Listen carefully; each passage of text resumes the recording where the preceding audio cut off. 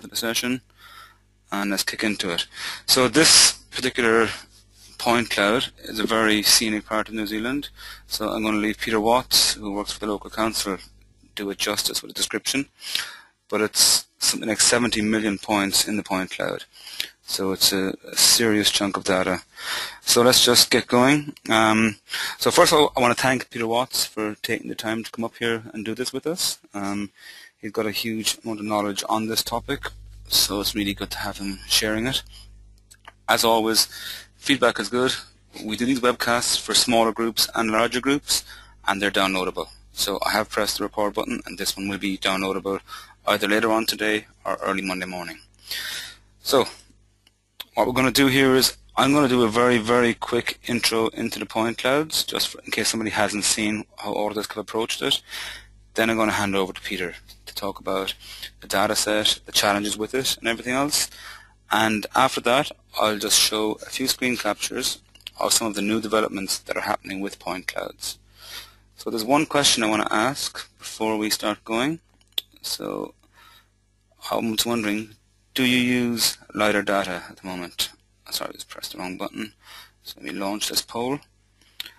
So we're just wondering who actually uses LiDAR or who wants to use it but doesn't get around to it. So we've got about 65% yes and 30% no. Okay, it's changing a bit. Okay, that's interesting. So it's let me just close this and share the results. So you can see that it's 54% yes, 42% no, and a small percentage saying they'd like to use it, but they don't have the software for it. That's interesting. So we'll ask Peter to talk about how it applies to the council usage and how that works out.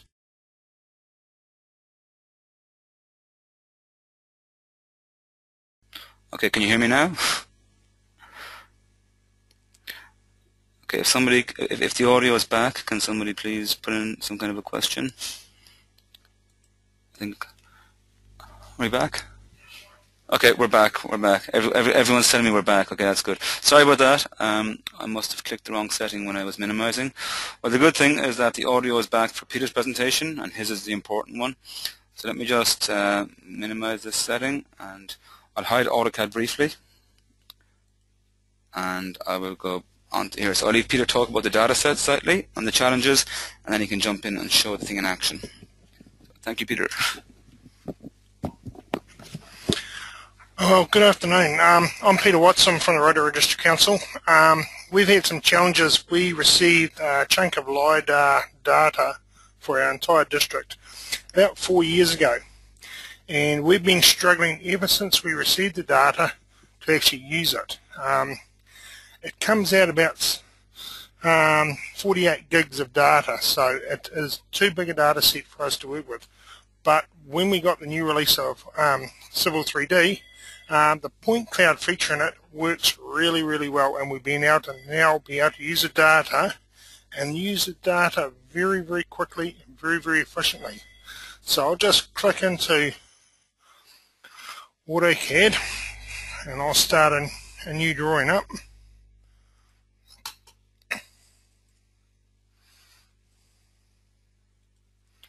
So I'm just starting up the standard template, Civil 3D template.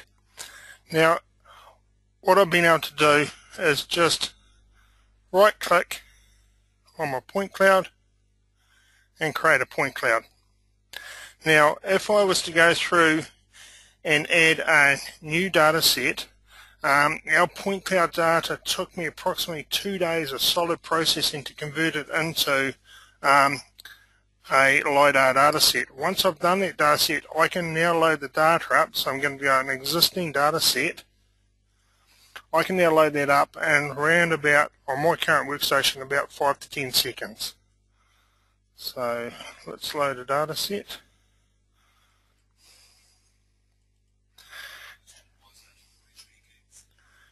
Yeah, 43 gigs. So this is the standard file set now.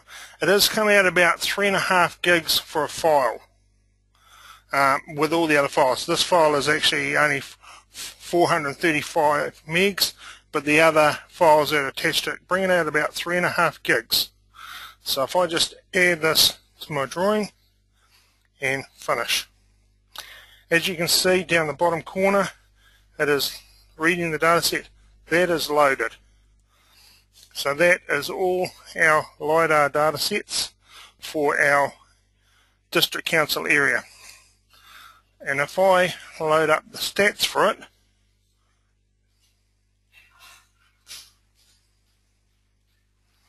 and here in the stats, as you can see here, there's 67 million points in that data set, and it loads up in about 5 seconds, which is pretty phenomenal.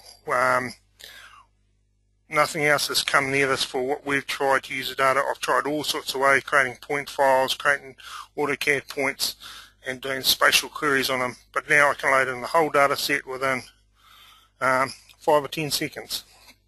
So I'm just going to OK that. And what I'm going to do now is I'm going to load in an aerial photograph of Mount Tarawera. Mount Tarawera was the volcano that erupted in, I believe, 1896, that destroyed the famous pink and white terraces. So it's actually visually quite an attractive spot. It's quite a famous tourist spot now, and it's a beautiful lake. So I'm just going to load in the photo, and as you see, I'm old-fashioned keyboard skills.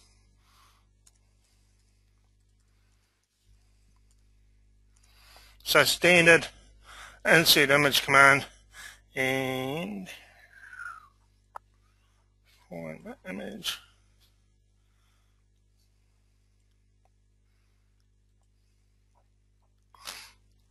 Apply that, and I've loaded in aerial photograph of Mount Tarawera. As you can see the this is actually the crater of the eruption that happened in 1896.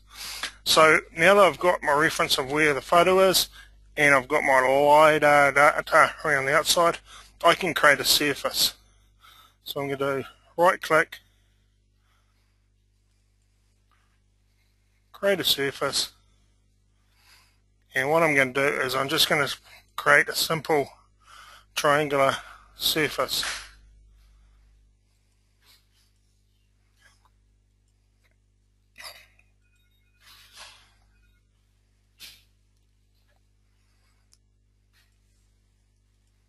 And give it a name.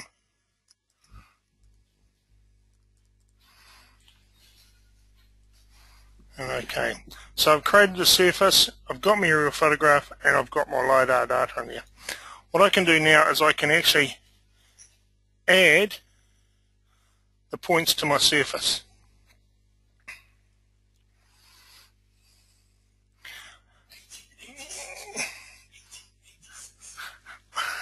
I can add in here the extent of the point cloud, which I have done, and it does work. You can create a surface across the whole area, but I'm just going to pick a window to define the area of the photography.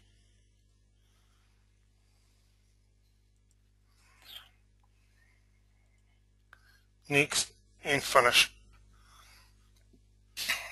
So I've created the surface from the point clouds within a matter of seconds. What I'll do to make it quicker and easier, I just right click on the point cloud and edit the style, and I actually turn the point cloud off in this current drawing. So by taking that, now I've got a surface generated from the point cloud, and I've got my aerial photography. And from there I just have to use a simple standard Civil 3D command, drape the image,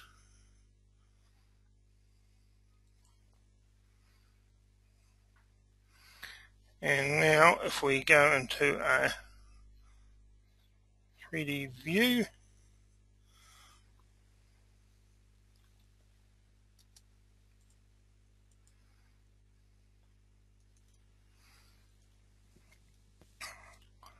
I'll also turn the point clouds off in the model as well as the plan.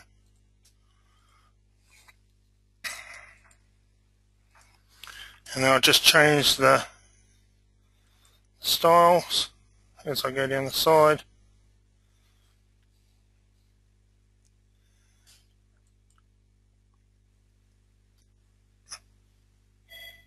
And there we have straight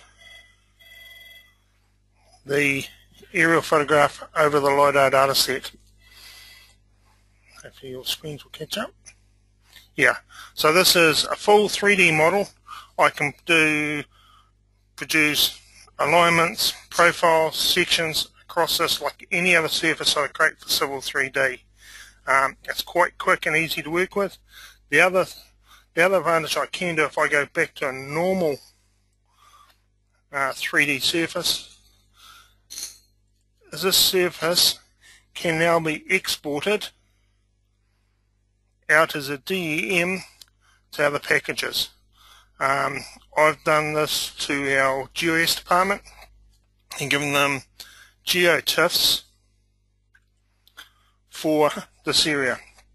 Their current software packages cannot read this amount of data in, so I have been able to produce surfaces and data sets for them so they can read the data. So if they need a smaller area, I can just clip it out of this major data set, get them the data within 5-10 minutes, and they can carry on with their project work.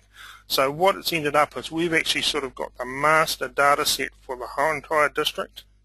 The next project we've got to do with this is we're currently reflying our district. We're going to get better LiDAR data. We're going to get complete LiDAR data, because last time we could only handle the ground surface, but now with the new point cloud and Civil 3D, we are going to get vegetation, buildings, and we'll be able to do some analysis on that using point clouds, load the whole data set in, and then I will be able to generate for our GIS team plus our design team 1 meter contours across our whole district for them and even for the regional council. And the test I've done so far on a surface like this, I can generate 1 meter contours across that whole district probably within 5 to 10 minutes. So I hope that's some help to people out there. I found that with this new point cloud and Civil 3D, it's just unlocked so much extra we can use the software for, just to see a size, the scales. I've done some jobs for outside consultants where I've worked out 3D areas for forestry blocks where they've been harvesting, and honestly it's taken me 20-30 seconds to work out those areas. So very, very powerful tool, probably one of the best features I've seen in a long, long time for speed, stability, and just ease of use. So certainly if there's any questions.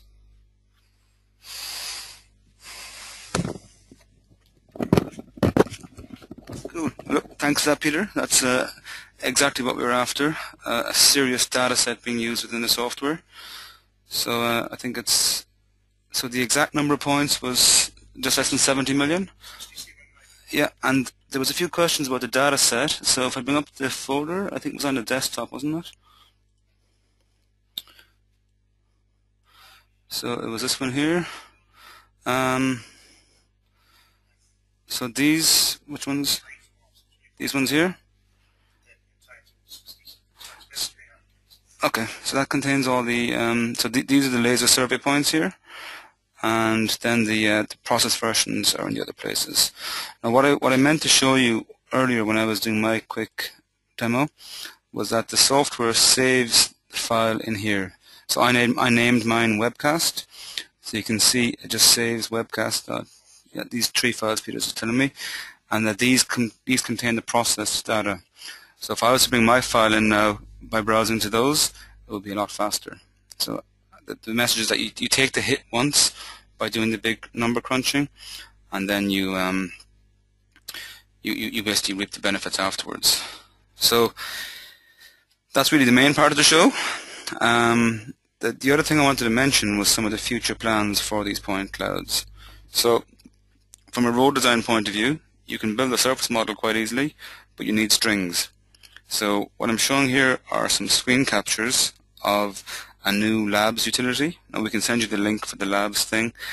Basically, you can see it extracts various strings for you from a road LiDAR point cloud and lets you do design. So I wanted to show it for this session, but there's a bug on it, and it's not working on the current version of Civil that's being fixed. But we'll send you the link for the video on the labs, and you can see exactly how it works yourselves. So it's quite intuitive. So I do have the labs page opened up here. Let me just bring that up. So this page, which is currently appearing on your screen. Oh, sorry, this is actually a blog which mentions it. If you go to Autodesk Labs, you can find it there. There's also a YouTube video which shows it as well. So I don't think playing the YouTube video over a webcast streaming is going to be any good. But what I will do is, on the feedback that comes from everyone, I will include the links for each of these, and you can look at them. We will do a separate webcast showing the string extraction features, because that's definitely an important part. So now the last thing we want to do is see if anyone's got any questions for Peter. So let me bring up my questions tab here. So, what machine spec are we using here? So what I've got is actually a Mac, believe it or not. I've gone to the dark side. It's got 8 gigs of RAM and the standard modern stuff. I believe, Peter's just stepped down. He's got a powerful workstation in the office. Chris, if you can send Peter back up to me, mate. He's got a powerful machine which he uses for the crunching, and then it works pretty okay afterwards. So there's another question saying, can you perform a section through the current model? So is it still open? Let me do an executive move and do it for him. So I'll go back to a plan view here.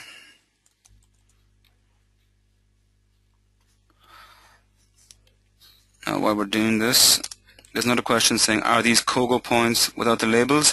They're actually different points completely. So there was a question, Peter, on what spec machine you use and work.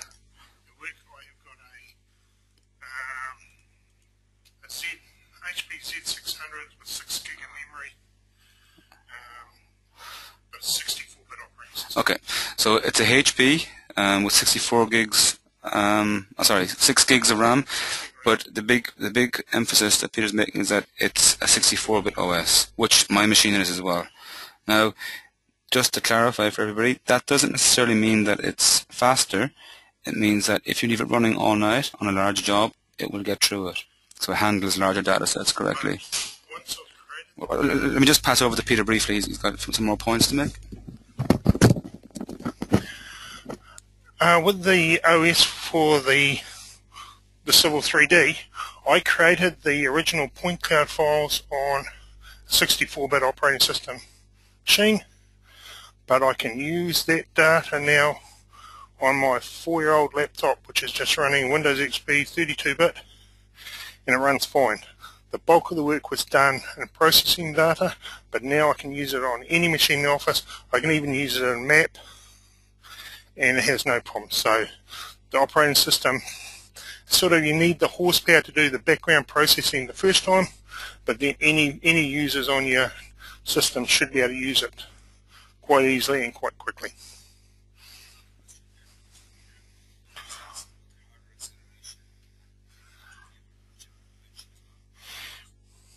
Yeah, to drape the images on, I found there is a bug in the system, and you have to turn off the hardware accelerator to be able to view a draped image on it. If you have it turned on, it actually flips the image.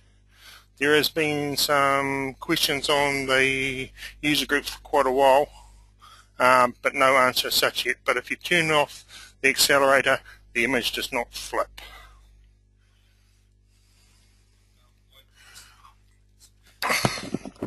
So just while Peter's still here, if there's any more questions you want him to answer specifically on the dataset, please fire them up. Somebody had asked us if we could do a section through this, so I said I'd go and be ambitious and do it myself. So it is a standard Civil 3D surface, and you yep. should be able to do any Civil 3D command. Cool. So I'm going to select this alignment. Can I select that from here? I can't. So I have to zoom a little bit here so your screens might lag slightly. This is quite a long section. Let's just see how it handles it. So we'll zoom back out. We'll go for surface profile. Add the surface. So this is all standard stuff. I should probably pay some attention to the aesthetics of my labels and everything, but I'm sure you guys are across that already. I'll just press finish. Let's just move this to one side here. Press create profile view. I'll click on an area up here somewhere, and we'll see how that comes out.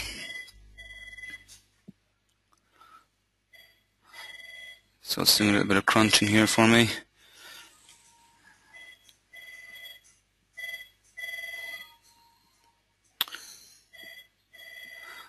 So there's a question here saying, is it local or in the cloud? Okay, you can see my surface model here, or my long section here first of all. So this is the benefit of doing a section through a mountainous area. You get a very exaggerated looking profile. Now I can zoom into this and I can show you how the profiles work, but I'm sure most of the attendees have seen all this stuff a million times before. As Peter emphasized, it's a bog standard Civil 3D profile and everything else, so it behaves exactly as it would behave normally. So in terms of is it local or in the cloud, everything is stored locally here. So the phrase cloud isn't to do with a web-based cloud system. The cloud refers to the fact that the points which come in the point cloud, so let me just turn these point cloud style back on the plan view. These are effectively a bunch of dots. They're not Kogo points, they're not any variation, they're a brand new object. And they're not stored in the drawing, they're stored in an external database. That's why the thing is so fast. So when you select these, you can snap to them certainly, but you can't list them or do anything else like that. What program do you use to get the raw point cloud data into AutoCAD Civil? That's actually natively in Civil 3D. Autodesk purchased a company that were doing this stuff, and basically all we did, let me just make a new drawing and just repeat that just for the guys who haven't seen it before. Yeah, I've got some files, so I'll just do that. So you can right click here and create point cloud. Now there's two options here. I could browse to my, have I got my documents open still? These files I'm highlighting here, webcast.iati, etc. These are my pre-processed points from the last one I did. So if I browse to those, it'll be very quick. So let me just do that first of all. So I call this second version. So I press next.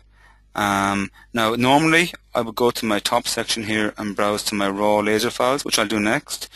What I'm going to do here is say use an existing database. And if I browse to documents, I see webcast. That's the right one, yep. So I press OK, and when I press finish, that should come in extremely quickly. So, oh sorry, I've just minimized some screens. So if you look on the bottom right, I can zoom to it already, so it's come in straight away. So let me just bring the questions back out here so I can keep up with what everyone's asking. The other option is where now I've got, let me bring up the folder for this so I can show you what's happening again.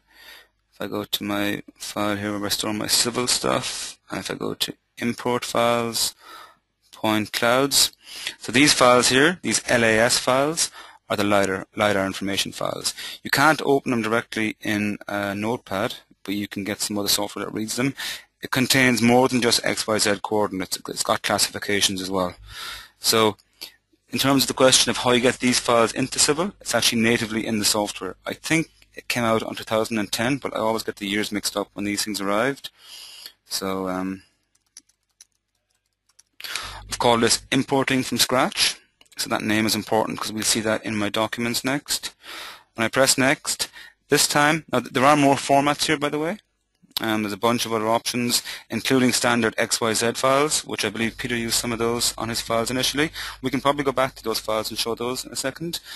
But the ones I've got here are LAS, which seem to me to be the kind of the default view. So I'll press add, and I'll grab a different file this time, and I'll press finish. Now you'll notice all those files that were in that view, they actually all tile together. So I'll pass back to Peter in a second and ask him to explain how he previously had to tile his files and then he managed to combine them afterwards, because I was quite interested in hearing that myself. So this is still crunching in the background here. So let's leave it come in, and when it comes in, I'll go to the properties and we can see just how many points were in it. Okay, there's a few other good points here. Let me just finish this one first and I'll jump to some of the other questions. So somebody's mentioned that Global Mapper software is a great tool for changing file formats, and it can output LAS files as well, that's a very good point. Let's just zoom here. So exact same procedure now. I've zoomed to it and I can do all the standard things I was doing. If I go to my point cloud properties and look at my stats, my total number of points here is, what have we got here? 700,000. So they came in a matter of half a minute. I think with Peter's one it took a bit longer because he had 70 million, which is a bit more of a workout. So that's that. Now there's another question here saying somebody's mentioning that other software packages couldn't handle the number of triangles that the surface has made, which is exactly correct. And the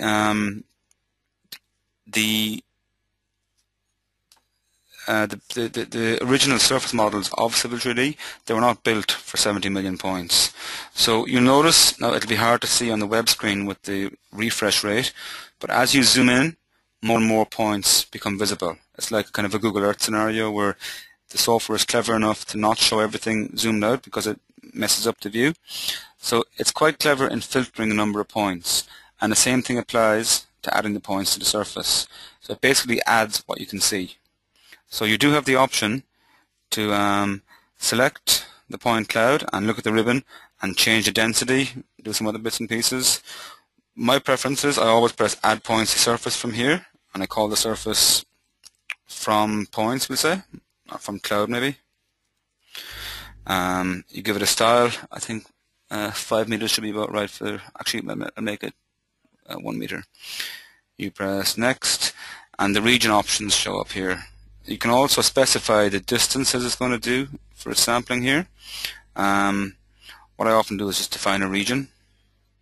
So you press define region here, or just do a window and add the points in that way. So let's just do a window. I think define region wants to have a predefined region put in for me.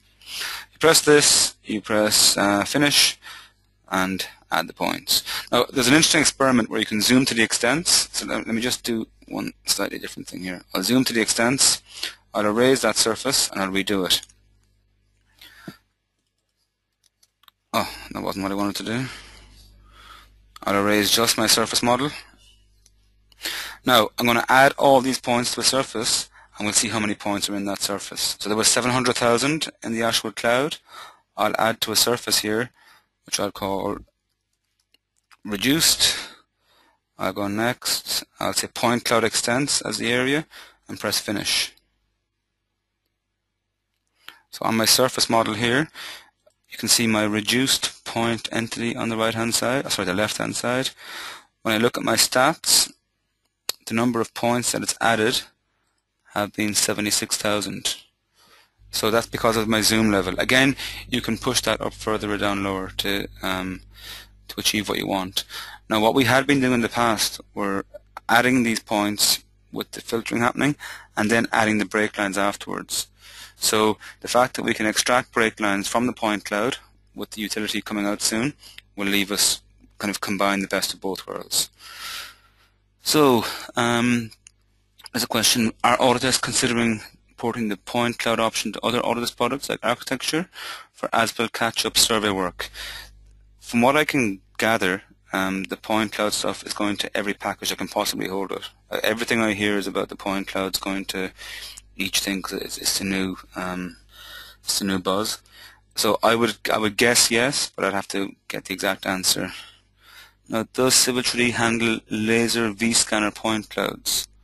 We have to get back to you on that one.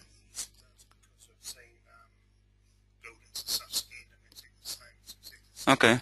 So depends on what file format that it picks out. Okay.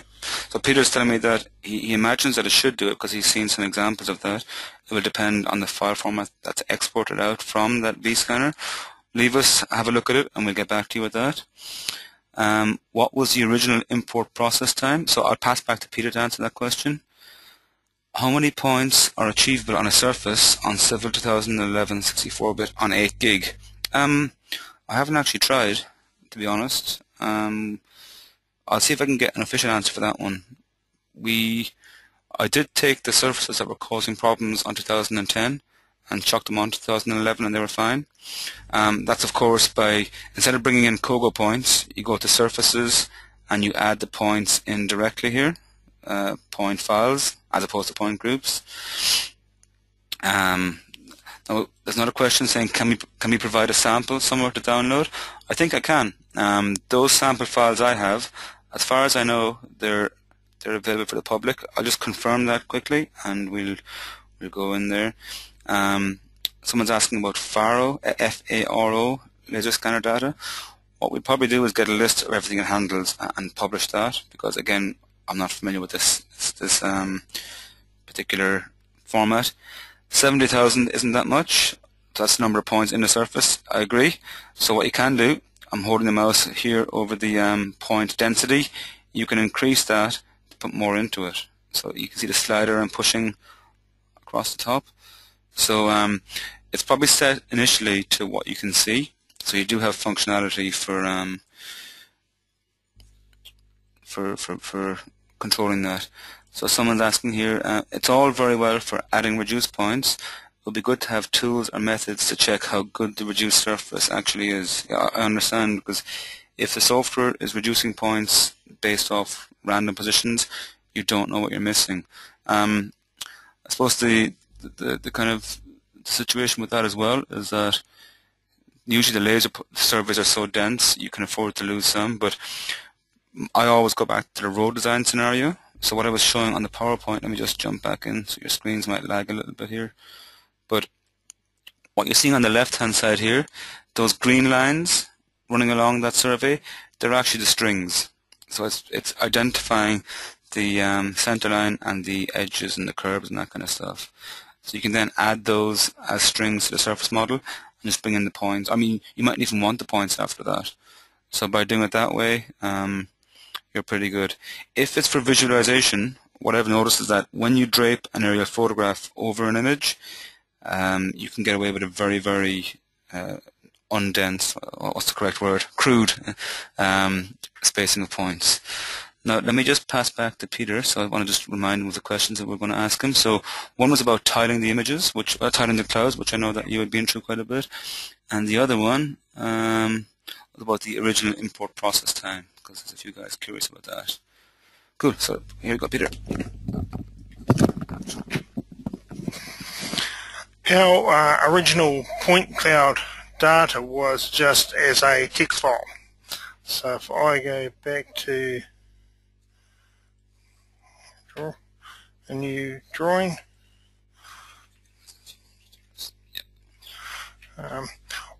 in our point cloud data that we received, so this is good old RDC. Next,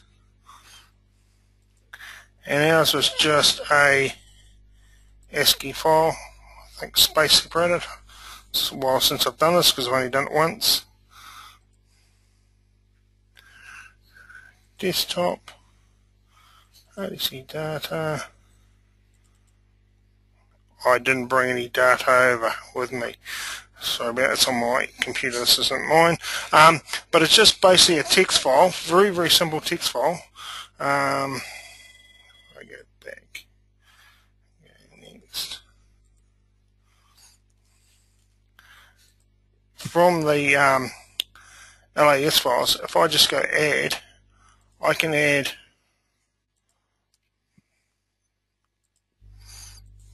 one file in, add another file, and I can keep on adding the files and create my point cloud dataset from that.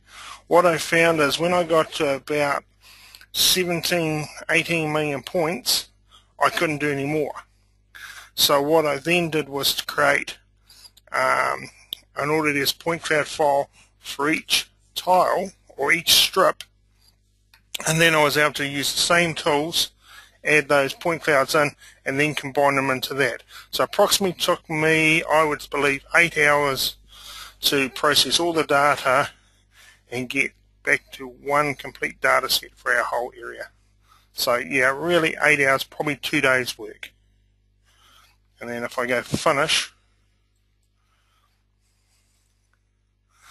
that will actually combine those point cloud, those raw point cloud files into one file or one data set.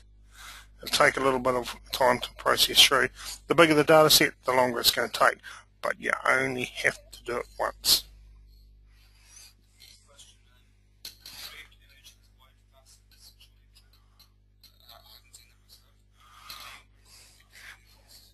I haven't had a reply to the white facets coming through on the image. I think that's to do with the hardware acceleration on or off. If it is on, you do not get them, but there is some issues with it flipping imagery, which can cause a problem.